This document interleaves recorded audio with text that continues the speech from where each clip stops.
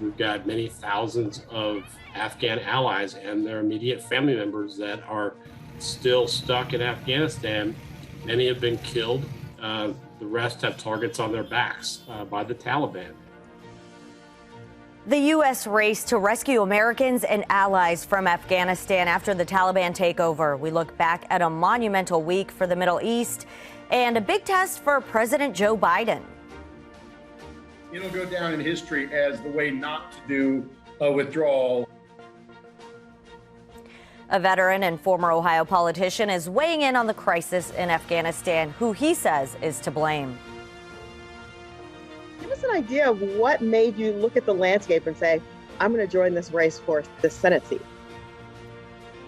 In the race for the U.S. Senate, why the name Morgan Harper might sound familiar. Face the State starts now. Everything is on the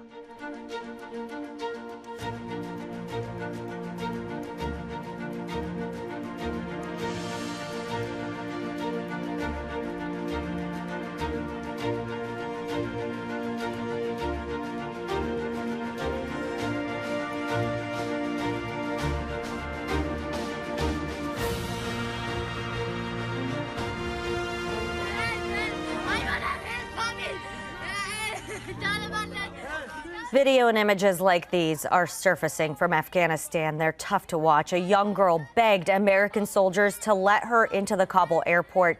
Desperate Afghans tried to leave the country after the Taliban took over.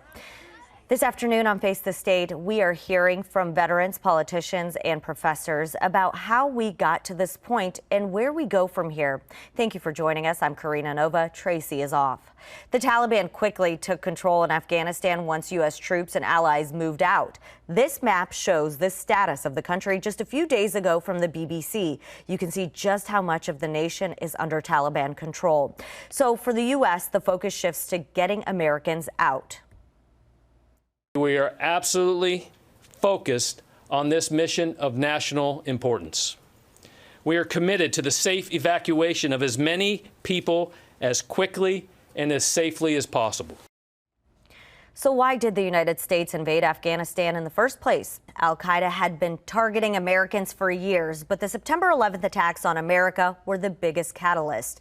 The U.S. identified the Islamist militant group Al-Qaeda and its leader Osama bin Laden as those responsible. Bin Laden was in Afghanistan under the protection of the Taliban. Former President George W. Bush demanded the Taliban hand him over. That never happened, so the U.S. launched Operation Enduring Freedom. The Taliban collapsed, but later the group had a resurgence. The U.S. sent more troops in. In 2011, Osama bin Laden was killed, but the Taliban made gains, and the U.S. recently withdrew. With that backdrop, thousands of U.S. veterans were shocked to see the government fall, especially so quickly, and it might seem like we're back where we started. 10 TV's Kevin Landers has their perspective. Tom Porter spent a year in Kabul, Afghanistan. He says he saw firsthand how the U.S. military presence in the region provided Afghan people with freedoms they'd never had before. In 2001, there were 3,000 young men in college in Afghanistan. And just months ago, it was over 300,000 women and men. Despite a 20-year presence in the region, the U.S. military's role to train the Afghan army to fight against the Taliban didn't work, and the capital, Kabul, fell faster than anyone imagined. Retired U.S. Army Colonel Peter Mansour is a professor of U.S. military history at Ohio State. Well, it's a massive failure. The American military should be able to do better. But then again, we can provide them all the weapons and training and equipment and advice that we can give them. In the end, it's up to them to be able to administer their military and have the courage to fight. In the end, they didn't fight for their country in the end. The absence of the U.S. military in Afghanistan leaves the lives of thousands of Afghan allies who helped as interpreters and intelligence gatherers in peril. We've got many thousands of Afghan allies and their immediate family members that are still stuck in Afghanistan. Many have been killed. The rest have targets on their backs by the Taliban. It's going to really be a really messy situation sorting out who deserves a seat on a transport aircraft heading west and and who needs to stay behind. And for troops coming home, they too will wonder if their sacrifice was worth it. I think most soldiers will be a little bit sad about the situation, will be very sad about the sacrifices they made, the friends they've lost, but they will realize that it's time to move on. When you don't have the American public behind you for such an important foreign policy priority, that's just not sustainable. Kevin Landers, 10 TV News. The scenes out of Afghanistan have been heartbreaking, and there are people trying to help Afghans in danger to escape to safety. One local organization is doing what it can to help. Community Refugee and Immigration Services, or CRIS, has someone on the ground in Virginia to help with processing. Evacuation flights have been headed to a base there and also now will land in Wisconsin. CRIS's executive director says 18,000 people will have special immigration visa applications. That includes interpreters, clerks, and security detail. And there are about 50,000 of their immediate family members who will be headed here to the U.S. too.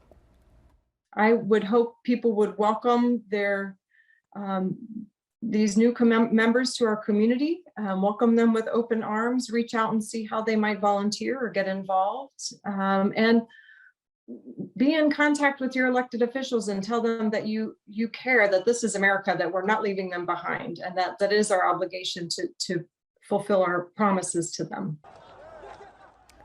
Afghans who come here to the U.S. would first go to a city where they have immediate family. If they don't, they would then pick from a list of 19 preferred cities. Cleveland is on it, but Columbus is not. However, Columbus is on the pending list of preferred cities. CRIS has resettled roughly 80 people from Afghanistan in the past 5 or 6 years. There's a big concern for the women in the country. The Taliban has made some promises to protect women's rights, but many are worried the rights they've gained over the past 2 decades will be stripped away. 10 TV's Olivia Eugenio spoke with 2 professors about this. Both professors I spoke with used words like frustrated, angry, sad to describe the events of the past few days. Now they're just waiting to see what happens next. It's a tough situation to watch from afar. Surely. I am in shock and I am very frustrated.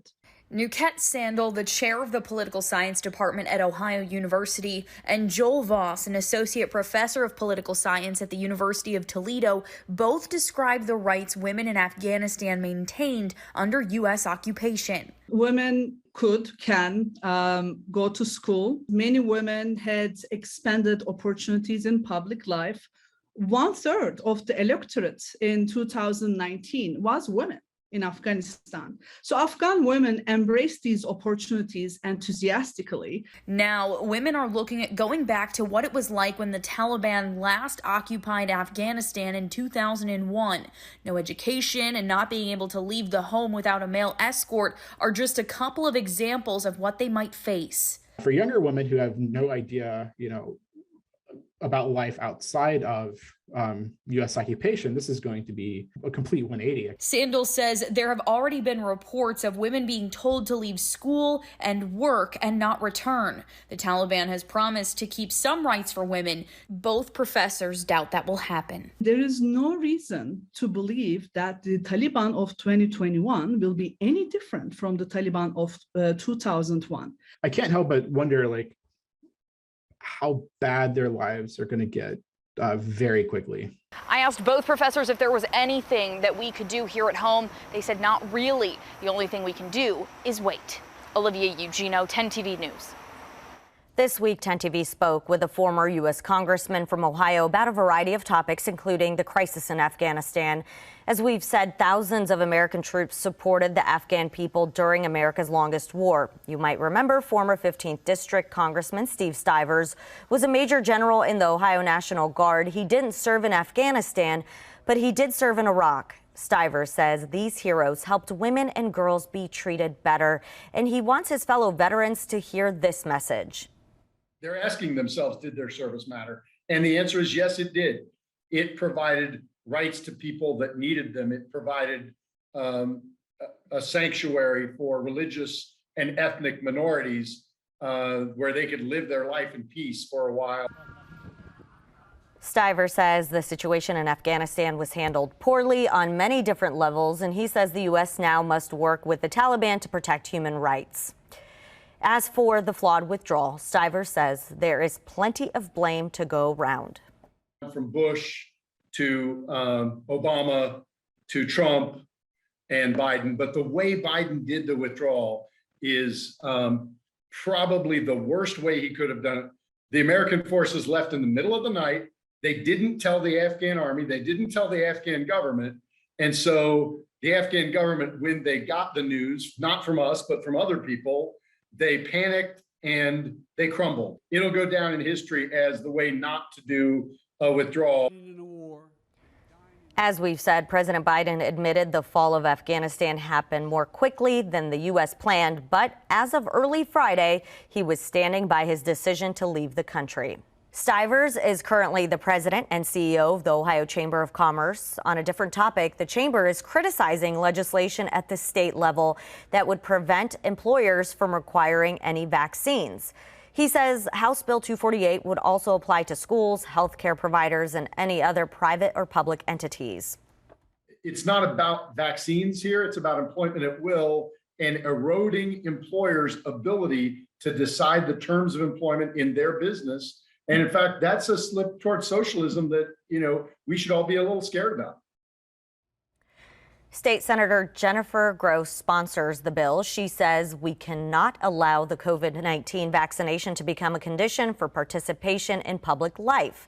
This legislation is still in committee. The politics of the pandemic. Coming up, how COVID-19 and face coverings are shaping the race for Ohio's governor. And Senator Rob Portman's time in office is coming to an end this week. A new candidate threw her name into the running. Tracy Townsend goes one-on-one with Morgan Harper up next.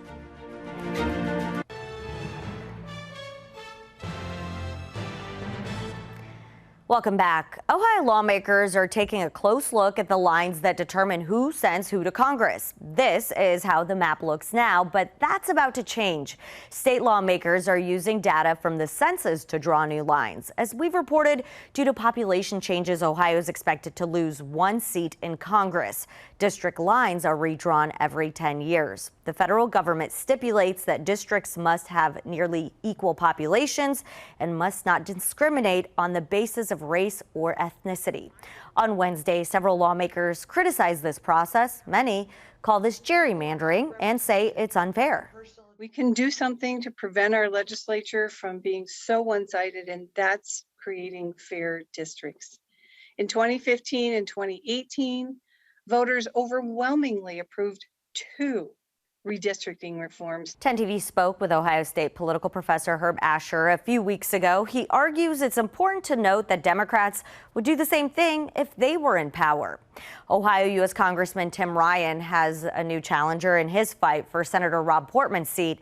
Progressive Morgan Harper jumped into the race on Wednesday. This sets up a new test of the left-wing strength in the Democratic Party. Morgan Harper is a Stanford-educated attorney. She began life in foster care and drew national attention last year when she ran for Congress. Harper has been compared to Representative Alexandria Ocasio-Cortez. She gave Congresswoman Joyce Beatty a run for her money recently in Ohio's 3rd congressional district. Beatty ultimately won, but could the Senate be a different story? Tracy Townsend went one-on-one with Harper to ask her why she's running.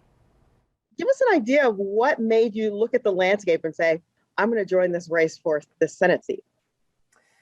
Yeah, I mean, primary motivation is that everything is on the line right now. We have very serious threats to our democracy coming from the far right. We have the threat of climate change, the Supreme Court, women's right to choose, and the ongoing economic troubles that a lot of working people, small businesses are facing.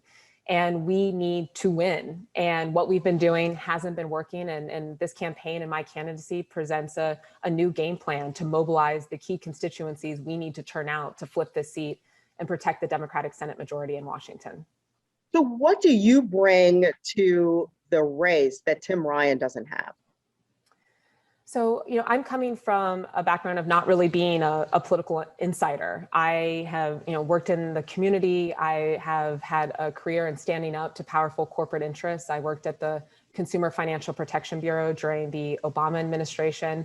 I've also spent the past year or so in the realm of competition policy, standing up to big tech and consolidation across the economy that is hurting wages and the situation for workers and small businesses. And so I think that perspective and that track record is the type of leadership that voters in Ohio want to have, and that is going to motivate the key constituencies we need to turn out: Black voters, young people, working class people, women, in order to win and flip this seat. So I have to tell you, in our editorial meeting, your name came up and some people were like, how do I know her name? And a couple of us said, you'll remember she had a pretty strong showing in the 3rd District congressional primary. How do you think that is going to, or is that something that can help buoy you in the Senate race? And one of the best things about our last campaign is that we were bringing in people who had given up on the political system, who didn't feel like it was speaking for them, who didn't trust in leaders, and offering an alternative, and an alternative that is about community-based politics, that's saying we have the power to know what we need for our communities, and we just need our leaders to execute that, right? And so similarly here, not being a political insider, that's a message we want to take across the state to communities that also feel like they've been left behind, to let them know that we can bring real change to our communities and that we're going to be able to mobilize them to turn out to vote. And so, being able to have had that experience and now connect with folks in different parts of Ohio is going to be pretty critical for us as Democrats to win this seat. Harper says she'll seek the endorsement of Senator Sherrod Brown. And let's run down the list of other major candidates. As we mentioned, Harper will run against Congressman Tim Ryan. As for the Republican candidates, they include Jane Timken. She's the chair of the Ohio Republican Party.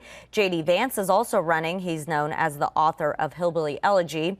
Former Ohio Treasurer Josh Mandel is also on the list. And you'll want to mark your calendars. The general election for this is November 8th, 2022. Senator Rob Portman isn't finished yet, and this past week he was back here in Ohio touting the infrastructure package he helped pass. You'll remember he was the lead Republican negotiator of that deal. Our sister station, WTOL, spoke with Portman at Toledo's airport on Thursday. Behind me, there's actually some infrastructure activity right now, which is repaving some of the tarmac to be able to lead to the runway. Of course, there are other infrastructure projects that they would love to undertake. And this new legislation that has now passed the United States Senate with a big bipartisan vote has funding for airports. In fact, there's $25 billion of funding. This is a huge increase in the amount of funding available for airports just like this. There are 3 different programs. We're looking forward to working with the airport as they apply for these programs. Among the new programs is one to help with regard to the terminal itself and some funding from the FAA to ensure that the air traffic control system is up to speed here. The senator says the infrastructure deal will also help with broadband access across the state. Now to the governor's race. Democratic gubernatorial candidate Nan Whaley says Governor Mike DeWine can do more to require masks in schools. You'll remember Ohio's legislature stripped DeWine of any power enforcing health orders like mask mandates. But Mayor Nan Whaley says there are things he can do. Governor DeWine made the tough decisions early in the pandemic. And at the time, I praised him. But when the politics got too hard, he folded. The people want to make their own decisions at the local level. So we're trying this. We hope that this works. I mean, my obligation, I think, is to stress what the facts are. Governor DeWine acknowledges that masks are the key to keeping kids in the classroom. Now, when it comes to mask mandates in our state, 2 places have found a way around the rule that prevents health departments from issuing orders. The city of Athens and the village of Gambier now have mask mandates in place. 10 TV's Kevin Landers explains how they did it. Health departments in Ohio are prohibited by Senate Bill 22 to pass any health orders. So how did a village like Gambier pass a mask mandate? They did so through its city council.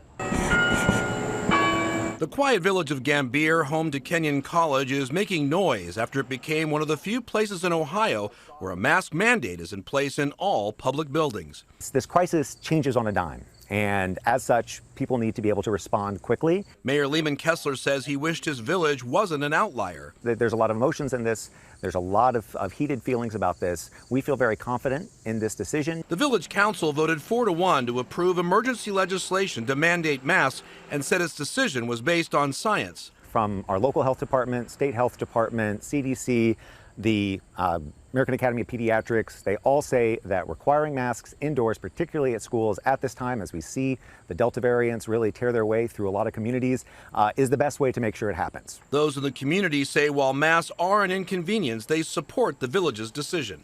Stuff is raging, and the longer it stays here, it can mutate again, and it could then affect those who got the vaccine. I completely support a mask mandate everywhere until we get the Delta virus, the Delta version, under control enough that we're all in a much safer. The mask mandate here in Gambier is not enforceable. The sheriff has told the village it will not fine people if people are caught not wearing a mask indoors.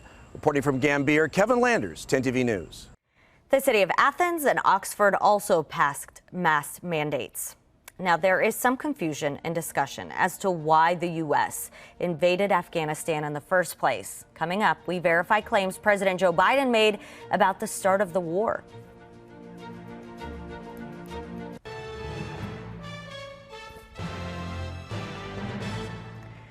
We end this afternoon where we started, the crisis in Afghanistan. President Joe Biden is pushing back at criticism of the U.S. withdrawal and the following takeover of the country by the Taliban. Brandon Lewis from our National Verify team looks into claims the president made about the U.S.'s original intentions when it began the war almost 20 years ago. The United States is in the process of withdrawing American forces and allies from Afghanistan. The Taliban quickly took control of the country after the Afghan government collapsed. On Monday, President Joe Biden defended the decision to leave, saying the U.S.'s original mission was only to prevent another terrorist attack after 9/11. We went to Afghanistan almost 20 years ago with clear goals. Get those who attacked us on September 11th, 2001, and make sure al-Qaeda could not use Afghanistan as a base from which to attack us again. Our mission in Afghanistan was never supposed to have been nation building. So let's verify. Was the original U.S. mission in Afghanistan only to fight terrorism? Our sources are the Congressional Research Service, the Council on Foreign Relations, and the State Department.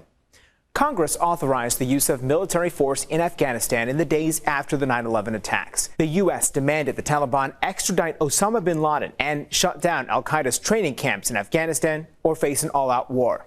Congress did not require establishing a democracy. When the Taliban refused, the U.S. and its allies began to wage war, and by December, the Taliban surrendered. In April 2002, President George W. Bush called for the reconstruction of Afghanistan. The war against terror will be long.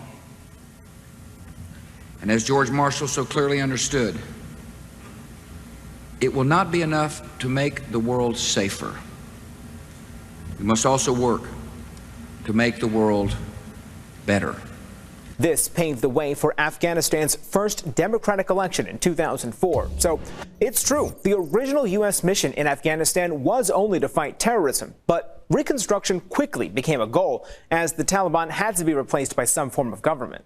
With your Verify, I'm Brandon Lewis. Well, thank you all so much for being here with us today. We'll see you back here for Face the State next Sunday. Have a great day.